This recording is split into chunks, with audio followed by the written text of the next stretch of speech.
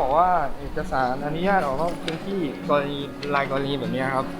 เขาไม่เคยเห็นแล้วก็อาจจะไม่สามารถออกนอกพื้นที่ได้พี่นี่คือปัญหาในการที่เราจะเดินทางไปแล้วก็ถ้าสมมติว่าครั้งนี้ผมไม่ได้ไปก็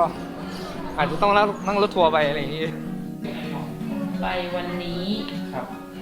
กับพรุ่งนี้เองก็คือ วันเดียว เวลาเดินผ่าน